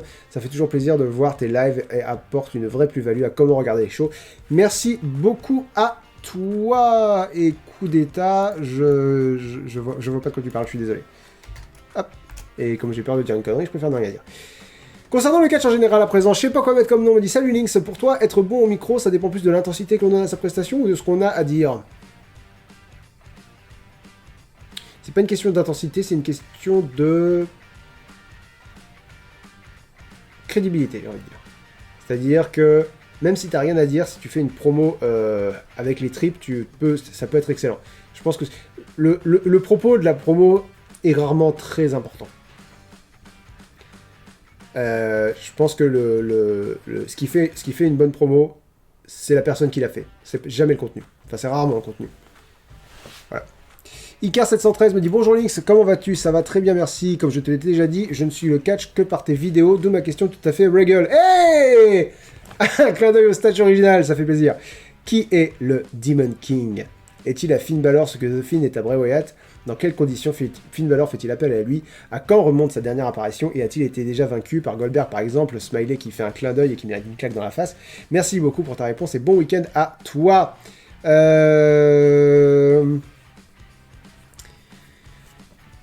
Le Demon King, alors il n'y a pas de réponse. Il n'y a pas de réponse claire à cette question. Globalement, Finn Balor fait appel au Demon King quand... Mais en fait, vraiment, il n'y a pas de réponse. J'allais te dire quand faut aller chercher plus loin, quoi. Quand faut aller chercher la racine brutale et viscérale de son agressivité. Mais on l'a vu faire appel au Demon King quand ça valait pas vraiment le coup. On l'a vu ne pas faire appel au Demon King quand il aurait vraiment fallu. Mais oui, c'est ça, c'est une espèce de j'ai envie de dire de version améliorée de Finn Balor. Maintenant, ils n'ont jamais vraiment expliqué, est-ce que c'est une autre entité, est-ce que c'est juste lui qui se met dans un état d'esprit différent. Et le Demon King a été battu une fois par Samoa Joe à NXT. Voilà. Il est invaincu sur le roster principal. Philesis, qui m'avait donné 100 bits, me dit « Je ne sais pas ce qu'est un DDT, tu peux me faire une démonstration ?» Plaisir. Bouge pas.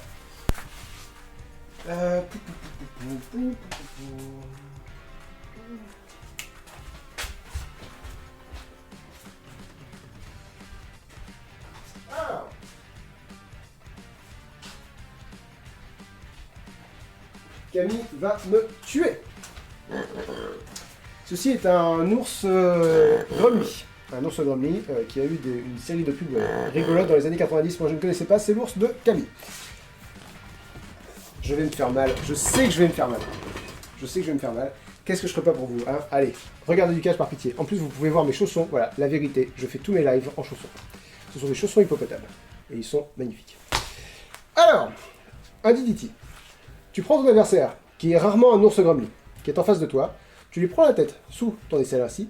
Et tu bascules en arrière comme ça. Attention. Pouf. Je suis tombé hors du cadre. Vous avez rien vu. Pouf. Et ton adversaire. Et s'est pris la tête. Voilà. S'est pris la tête sur le sol. Voilà. Merci Gromly pour ta participation. Je l'ai pas cassé. Je l'ai pas cassé. C'est fantastique. Ah là là là. Je fais ça uniquement parce que tu m'as offert 100 bits. Et qu'est-ce que je ne ferai pas pour 100 bits? Robbie Kenway. Ah, il est tombé. Robbie Kenway me dit « Salut Lynx, le petit glouglou, et pourquoi pas? Voici ma question. À ton avis, l'exploding barbed wire deathmatch de ce soir sera-t-il vraiment un match hardcore ou ce sera assez timide comme les soi-disant matchs hardcore à la WWE? Non. Ils ont vraiment mis un point d'honneur à dire si vous aimez pas la violence, le regardez pas. Donc je pense vraiment que ça va être aussi violent qu'ils peuvent être à AEW. Mais les matchs hardcore qu'ils ont eu à AEW, le match Unrestricted de Kenny Omega contre Moxley à Dynamite, c'était énorme. C'était très violent. Donc écoute, on verra. Mais attends-toi à ce que ça soit très violent. Et je sais pas si ça me hype tant que ça. On en parlera dans les pronostics. Bert Alvarez me dit « Salut Lynx, j'espère que ça va malgré le stress. Toute petite remarque, puis question. J'ai trouvé que Blanchard était encore étonnamment en forme pour son âge mercredi. J'avais peur et ça m'a très agréablement surpris. » Je pense que quand t'es... Non, je peux pas dire que j'ai été surpris. J'ai réagi maintenant. Je peux pas dire que j'ai été surpris, mais j'ai été content. Parce que c'est des catcheurs. Les gars, ils sont... Il y a deux styles de catcheurs. Il y a ceux qui deviennent vraiment dégueulasses en vieillissant. Il y a ceux qui deviennent vraiment... Et puis il y a ceux qui s'entretiennent toute leur vie parce que leur vie, ça a été de s'entretenir. Donc,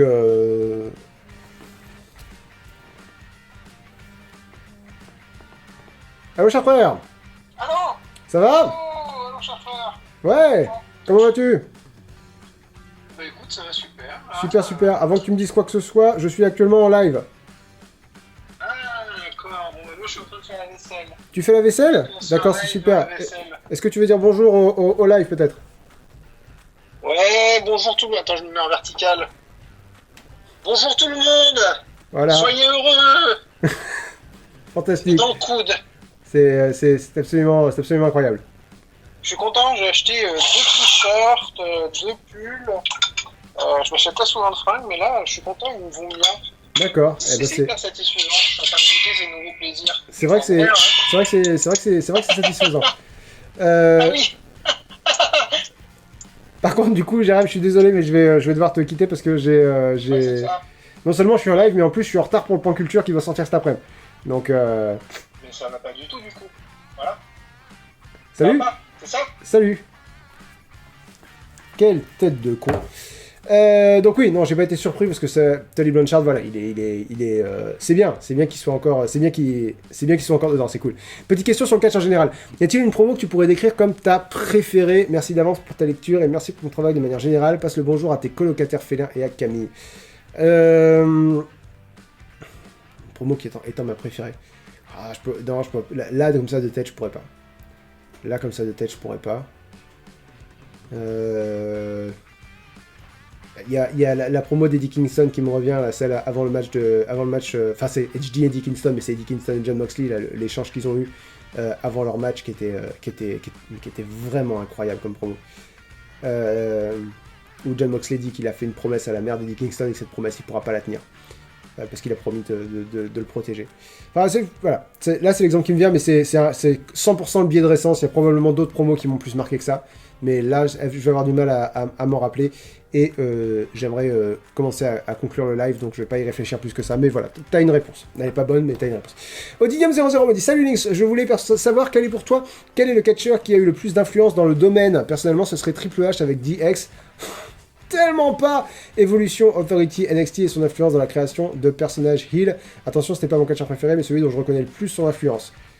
Triple H, je pense que Triple H n'est pas dans le top 10 des catcheurs les plus influents de l'histoire.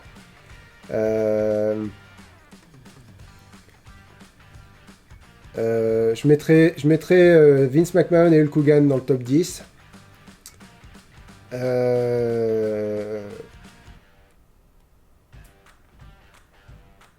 Je vais pas y réfléchir plus longtemps, mais voilà. Mais pour moi, Triple H est pas Triple H. Il a fait beaucoup. Il a fait beaucoup au sein de la WWE. Il y a comment?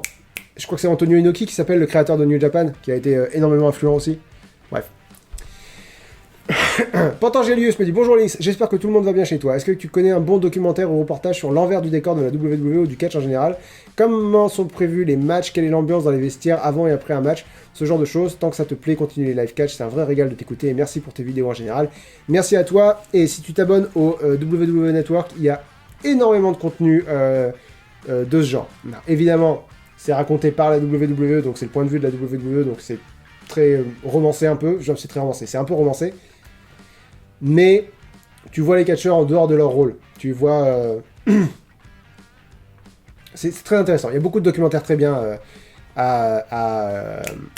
sur le network. Et si tu veux des trucs plus sombres, j'ai envie de dire, ça correspond pas tout à fait à ce que tu me demandes, mais il y a une série sur YouTube qui s'appelle Dark Side of the Ring, qui présente des histoires controversées de l'histoire du catch et qui mettent la lumière sur qui appuie là où ça fait mal, quoi. Qui appuie sur, qui font vraiment un travail d'investigation sur qu'est-ce qui s'est passé ce jour-là. Notamment, il y a eu un épisode sur sur Chris Benoit, qui a tué sa famille et s'est suicidé en 2006, je crois. Luisio33 dit: Salut Lynx, j'espère que tout roule. Quel est dans le catch ton arme ou ton objet préféré qu'utilisent les catcheurs dans des matchs sans disqualification? Par exemple, une chaise, une batte de baseball, un bâton de kendo ou shinai. Merci pour les exemples, parce que c'est difficile de... Bref, excuse-moi. Mais moi, quand je regardais le catch quand j'étais... c'est pas bien, mais quand je regardais le catch quand j'étais petit, je trouvais très drôle et très satisfaisant les coups de chaise à la tête. Alors, ils le font plus, parce que évidemment qu'ils le font plus, c'est... tu peux pas te protéger quand tu prends un coup de chaise dans la tête. Mais voilà, moi, il y avait un côté très satisfaisant de... BAM! Mais voilà, on parlait de Chris Benoit. Bon, bref, pas de sujet controversé aujourd'hui. Mon arme préférée, je vais rester sur la chaise. Je vais rester sur la chaise parce que tu peux l'utiliser de plein de façons différentes, ce qui est très rigolo. Licre me dit « Bonjour Lynx, je suis assez nouveau dans l'univers du catch et donc m'y connais que très peu, mais j'ai une question. Je t'écoute. J'ai remarqué que tu dis souvent que tous les shows avaient tendance à oublier qu'ils avaient de super catcheurs, notamment Aleister Black dont tu parles souvent, par exemple Smiley qui est facétieux mais qui a un peu honte. Est-ce que cela serait lié à un trop grand nombre de catcheurs dans les différents shows? Non! Pardon. Si oui, est-ce que la perspective de la future création d'un nouveau show serait intéressante un jour pour toi? Alors, AEW, ils ont trop de monde. AEW, ils ont trop de monde, ils peuvent pas promouvoir tout le monde, c'est pas possible. À Raw et SmackDown, ils pourraient intégrer tout le monde sans aucune difficulté. Ils ont pas tant de monde que ça. Non, c'est juste qu'Aleister Black, ils savent pas quoi en foutre. Ils savent pas ce que c'est son personnage, voilà. Donc non, je pense que ça n'a rien à voir. Je pense que c'est une question de perception des catcheurs. Ils n'utilisent pas les catcheurs dont ils voient pas l'intérêt. Jimbo062 me dit « Bonjour Lynx, comment vas-tu ?» Ça va très bien, merci. Petite question sur le catch en général. En regardant d'anciens PPV, il y avait une ceinture de champion ECW. Peux-tu expliquer ce qu'est ECW? Waouh! Et selon toi, à partir de quand un règne de champion est-il trop long? Exemple, jamais. Exemple récent, pourquoi vois-tu Reigns aller jusqu'à WrestleMania et gagner alors que Drew, son règne doit être définitivement fini? Merci de ta réponse et un grand merci pour ton travail. Merci à toi. J'ai pas dit que Drew, son règne doit être définitivement fini. J'ai dit que la fin du règne de McIntyre ressemblait vraiment à une fin. Ressemblait à la fin d'un règne.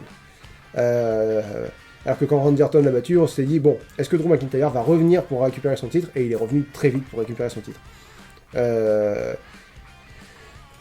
Donc voilà, c'est pas que Drew devait ne plus être champion, c'est que là, s'il devait ne plus avoir la ceinture, ce serait pas grave parce que c'est conclusif, quoi. Ils sont passés à autre chose. Donc je vais répondre à ta deuxième question avant la première. Il y a aucun moment un règne de champion devient trop long. The Miz 2 semaines, ça a été trop long. Drew McIntyre, j'ai envie de dire 7 mois, ça a été... Enfin 7 mois... Oui, parce qu'il a perdu... je sais plus. Quel que soit le temps que Drew McIntyre, ça a duré avant qu'il la perde à Randy Orton, ça a été trop court. Il aurait jamais dû perdre contre Randy Orton. C'est pas une question de durée, c'est une question de ressenti, c'est une question d'histoire. Roman Reigns, pour établir son personnage, il doit encore rester champion le plus longtemps possible. Il faut vraiment qu'il s'accroche à sa ceinture. Le règne de Brock Lesnar a été le premier règne de Brock Lesnar avec la ceinture universelle. Ou est-ce le deuxième? Bref, celui dont vous savez duquel je vous parlais. Le règne de Taylor de 2018, il a été trop long. Il a été trop long parce que Brock Lesnar n'était pas suffisamment là. Et en fin de compte, on finissait par plus s'ennuyer de Brock Lesnar champion. Et on ne devrait jamais s'ennuyer de Brock Lesnar champion. Donc voilà, c'est une question de... c'est une question de raconter une histoire. Qu'est-ce que ECW? C'était une ancienne promotion qui était surtout... donc Extreme Championship Wrestling. C'était une ancienne promotion qui était surtout centrée sur les matchs hardcore. La WWE a fini par la racheter et ils ont essayé de faire leur propre version de ECW en 2006 ou 2007 je crois. Et ça a été une catastrophe parce que ils y mettaient absolument aucune bonne volonté. Ils essayaient pas de reconstruire ce qui faisait l'esprit de ECW, qui était un esprit très grunge, j'ai envie de dire, que des matchs sans disqualification, très peu de public, mais un public extrêmement investi. Ils n'ont pas essayé de refaire ça, ils ont fait une version calmée, quoi, une version calme de ECW, une version sage de ECW, qui était le contraire de ce que tout le monde voulait voir, et du coup ça n'a absolument pas fonctionné. Voilà, c'est un peu l'ancêtre de NXT finalement, ECW, d'une certaine façon, c'est-à-dire on va vous donner quelque chose de plus intense, on va vous donner quelque chose on va vous donner une troisième branche qui met en avant de nouveaux catcheurs, qui est bref, NXT quoi. Mais ça n'a pas fonctionné. Ça n'a pas fonctionné du tout. Hop là! Monsieur Keps, concernant d'autres sujets, Monsieur Keps me dit « Salut Lynx, n'oublie pas de prendre le temps de te reposer entre tous tes projets, c'est important. Quand le point culture va être fini, je vais tellement rien foutre du tout demain. Une petite question. si tu devais te booker toi-même en tant que catcheur... Mais arrêtez! Je ne suis pas un catcheur, messieurs, dames. Si tu devais te booker toi-même en tant que catcheur, quel trait de caractère et personnalité tu te donnerais? Merci d'avance. Je prendrais mes qualités et mes défauts et je les pousserais au maximum parce que c'est ça qui fait un bon catcheur, c'est pouvoir interpréter vraiment à fond mettre de toi dans ton personnage. Du moins, c'est ce qui marche pour tous les catcheurs qui ont marché, quoi, à travers le temps. C'est-à-dire que... donc moi, ce serait... mes qualités, ce serait... du coup, si j'étais Babyface, ce serait un personnage qui est très... qui est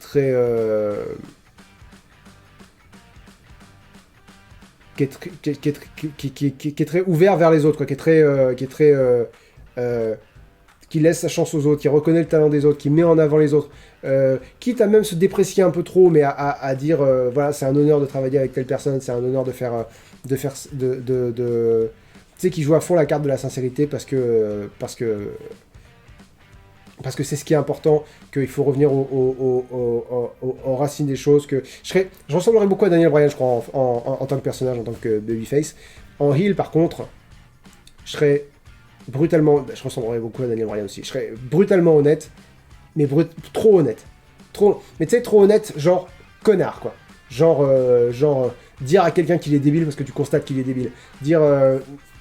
tu sais, l'honnêteté, mais poussé jusqu'à ce que ça soit un défaut. Voilà, quelque chose comme ça.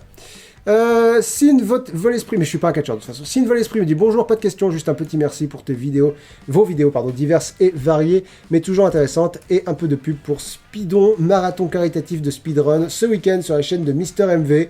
T'as raison, merci de faire de la pub pour Mister MV sur une chaîne avec 128 spectateurs. Je pense qu'il n'y a jamais trop de pub pour un marathon caritatif. Excuse-moi. C'est très très cool. Merci beaucoup à toi pour ton message. Massy 10 PSG me dit bonjour Lynx, comment vas-tu? Ça va très merci. Je voulais savoir quelle application utilises-tu pour faire ton fameux tableau. J'utilise OpenOffice Calc. Noémie GSFR me dit monsieur The Sun, 2 questions. 1. Aimerais-tu un jour concourir pour le Jam da Jam? Ah, mais tellement. Mais quand ils veulent, on fait une collaboration. J'adore ces gars-là. On parle des gars de WrestleTalk, pour ceux qui savent pas. 2. Tu m'as fait adorer le catch et j'ai envie de travailler là-dedans un jour. Cool. M'autorises-tu à utiliser la chaussure en ton honneur? La bise, smiley, cœur vert. Avec plaisir. T'as ma bénédiction, t'as tout mon soutien. Au contraire, c'est un plaisir et un honneur. Val022002 me dit salut Lynx, comment vas-tu? Ça va très bien, merci beaucoup. J'ai hâte de sortir le point culture pour que ça soit enfin dans mon rétroviseur. Et c'était Elbastet avant, c'est Elbast maintenant. Salut Lynx, comment vas-tu? Ça va très bien. Merci. Petite question par rapport au tableau. Pourquoi tenir des notes pour des personnages comme Paul Heyman qui sont exclusivement des talkers et pas des catcheurs? Encore merci pour ton travail, tu gères. Merci beaucoup à toi. Parce qu'on ne sait jamais, si jamais j'ai envie de faire un top 10 des personnages qui ne sont pas des catcheurs à la WWE ou à AEW ou en général, et ben voilà, j'ai mes stats. Aussi simple que ça. Parce qu'on ne sait jamais de quoi l'avenir est fait. Merci à tous pour votre attention, merci à tous pour votre patience, merci à tous pour votre temps, merci à tous pour vos questions, merci à tous pour votre intérêt. C'était cool, c'était chouette, j'ai voulu faire plus vite que d'habitude, j'ai échoué lamentablement. On se donne rendez-vous vers 18h, j'espère que je sortirai à temps. On se donne rendez-vous vers 18h pour le point culture. Si vous voulez me faire plaisir, ne me donnez aucun retour sur le point culture, donnez-moi un retour demain quand j'en aurai plus trop marre du point culture. Je dis du point culture, de ce point culture là en particulier. Je vous souhaite à tous une très bonne fin de journée. Et on se donne rendez-vous demain midi pour les pronostics de AEW Revolution. On parlera ensemble des rumeurs comme quoi il y a une grosse signature qui arrive à AEW. On partagera nos avis à ce sujet-là. Donc venez nombreux. J'ai envie de finir avec Jam Dal Jam de tout. Tu me l'as dit, tu me l'as mis dans la tête. Bonne fin de journée à tous et à la prochaine. Salut tout le monde.